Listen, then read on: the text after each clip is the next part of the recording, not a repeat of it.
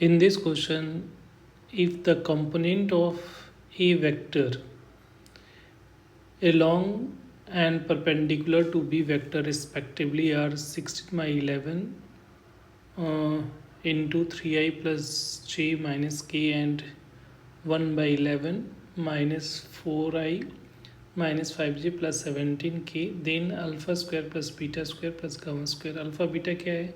ए vector का आई जे के का कोफिशिएंट है, right.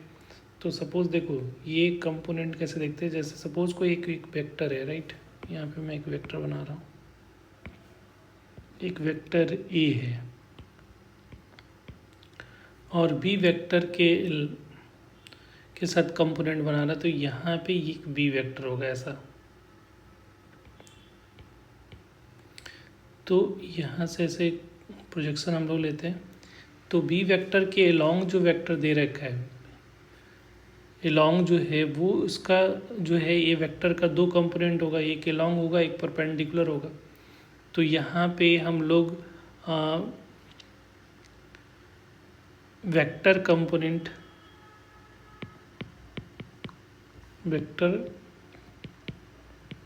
Component of A along B vector अगर निकालते हैं तो क्या निकालते हैं, ये होता है ए डॉट बी वेक्टर दोनों का डॉट और फिर बी का मैग्नीट्यूड का स्क्वायर इनटू वी वेक्टर होता है. ठीक है, तो ये गिवन है, इसकी वैल्यू क्या दे रखी है, तो ए पैरेलल जो कि ये वेक्टर जो होगा वो इस वेक्टर के पैरेलल होगा, ऐसा ये होगा. तो ये दोनों वेक्टर का पैरेलल होगा, इसलिए यहाँ पे 3i प्लस जे माइनस के और ये देखो दोनों वेक्टर क्या है, सेम है, सिर्फ कोफिशिएंट क्या है, मैग्नीट्यूड डिफरेंट है. ठीक है, तो ये वैल्यू जो दे रखा है 3i, ये दे रखा है क्या 16 by 11 3i plus J minus के वेक्टर, राइट. और दूसरा जो इसका परपेंडिकुलर होता है, तो परपेंडिकुलर कंपोनेंट का फॉर्मूला जो होता है the vector components of A perpendicular to B vector जो होता है वो ए वेक्टर माइनस, इसको माइनस कर देना है क्योंकि दोनों का A dot B by B vector का मैग्नीट्यूड का स्क्वायर इनटू बी वेक्टर. तो इन शॉर्ट कह सकते हो कि इन दोनों वेक्टर का, जैसे ए वेक्टर होगा तो इसका ए वेक्टर पैरेलल प्लस ए वेक्टर परपेंडिकुलर दोनों मिलकर क्या देता है, ए वेक्टर दे रहा है. तो दोनों कंपोनेंट दे रखा है, इसकी वैल्यू क्या दे रखी है, ये जो दे रखा है ये हमें 1/11 माइनस 4i माइनस 5j और यहाँ पे है ये माइनस 17k, राइट. ये गिवन है.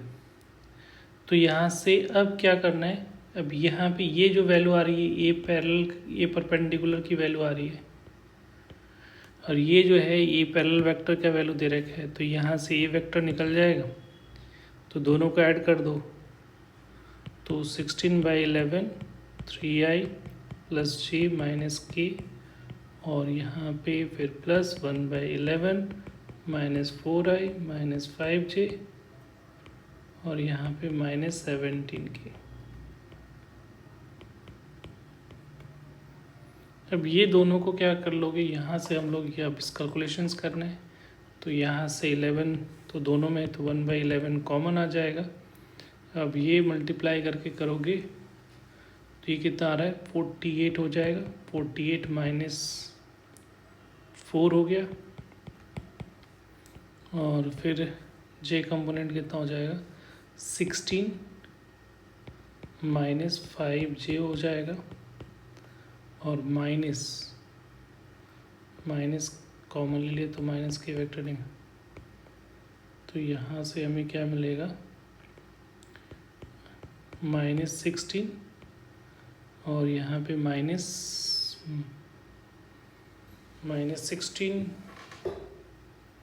और इधर भी -17 ये आ रहा है. अब इसको सिंप्लीफाई, तो ये वेक्टर यहाँ से मिल रहा है 1/11, ये 44i plus 11J minus 33K। तो 11 से डिवाइड कर दोगे तो यहाँ पे 4I minus J plus J minus 3K।